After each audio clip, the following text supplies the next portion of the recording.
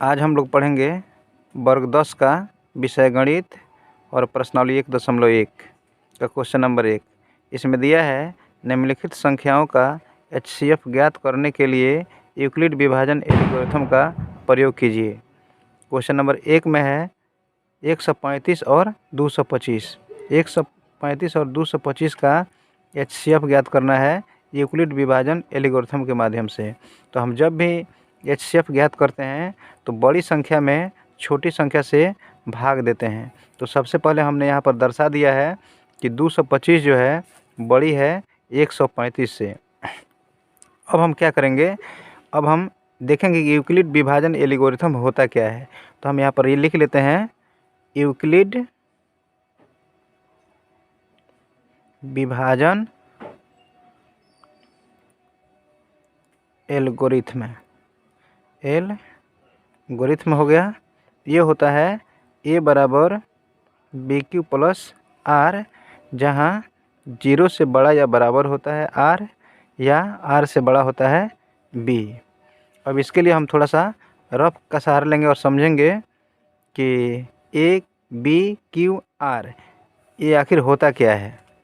तो आइए हम देखते हैं यहाँ पर कि ये क्या होता है। जैसे हम भाग बनाते हैं तो उसमें क्या होता है, भाज्य होता है, भाजक होता है, भागफल होता है और शेषफल होता है। ये 4 चीज़ें होती है, जिसमें भाज्य को हम अंग्रेजी के A लेटर से सूचित करते हैं, भाजक को B से, भागफल को Q से और शेषफल को R से।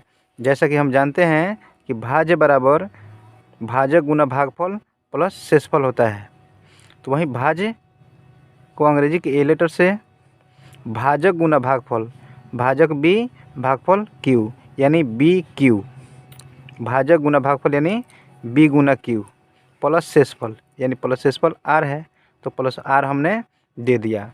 अब हम देखेंगे, जैसे हमने बताया कि HCF निकालते समय बड़ी संख्या में छोटी संख्या से भाग देते हैं। तो बड़ी संख्या इसमें क्या है, 225 है और छोटी संख्या क्या है, 135 है। तो 135 से 225 में भाग देते हैं। तो जिससे भाग देते हैं वो होता है भाजक, जिसको B से सूचित किया जाता है। ये होता है भाज्य, जिसको A से सूचित किया जाता है। ये होता है भागफल, जिसको अंग्रेजी के Q लेटर से सूचित किया जाता है। आइए तो हम भाग देकर देखते हैं। 135 से भाग देंगे 225 में तो एक बार में आएगा 135। अब इसको घटाएंगे, 5 में से 5 गया 0, 12 में से 3 गया 9, ये कट गया। यह है शेषफल 90, जिसको अंग्रेजी के R लेटर से सूचित करते हैं। इसी चीज़ को हम यहाँ पर A plus BQ plus R के रूप में लिखेंगे। तो A इसमें क्या है, 225 है, तो हम यहाँ पर 225 लिख लेंगे। B क्या है, 135 और Q क्या है, 1। तो 135 गुना 1 हो गया BQ प्लस R दिया है। तो R क्या है, तो R तो यहाँ पर 90 आया है, तो हम 90 यहाँ पर लिख देंगे।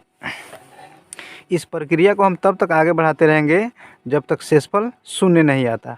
अभी तो 90 आया है, तो हम यहाँ पर लिख देंगे R = 0। उसके बाद हम क्या करेंगे, इसको हम भाजक बना लेंगे और इसको भाज्य बना लेंगे 135 को। तो 90 से भाग देंगे 135 में तो एक बार में 90 आएगा। इसको घटाएंगे, 5 में से 0 गया 5, 13 में से 9 गया 4। अब यहाँ पर क्या हो गया, दूसरा स्टेप में ये हो गया 135 A बराबर BQ, ये हो गया B, ये हो गया Q।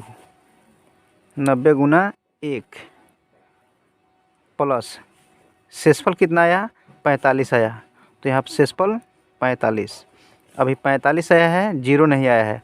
और फिर इस प्रक्रिया को आगे बढ़ाते रहेंगे और यहाँ लिख लेंगे R = 0।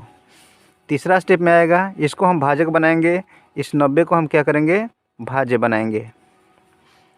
तो 45 दूना 90, 90 में से 90 गया 0। अब यहाँ पर देख रहे हैं शेषफल 0 आ गया। अब यहीं पर इस क्रिया को हम स्टॉप करेंगे और इसको हम यहाँ पर तीसरा स्टेप में लिख लेंगे A बराबर BQ, यानी 90 बराबर 45 गुना 2, 45 गुना 2 और शेषफल क्या आ गया, शून्य आ गया, शून्य आ गया। यहाँ पर r बराबर 0। अतः क्या हो गया, 45 से हमने 90 में भागा दिया तो 2 बार में शेषफल जो आ गया शून्य आ गया। तो इसका HCF जो हो गया 45, 225, 135, 135 और 225 का HCF क्या हो गया, 45 हो गया, क्योंकि 45 से 2 बार में पूरा पूरा विभाजित हो गया। अतः 135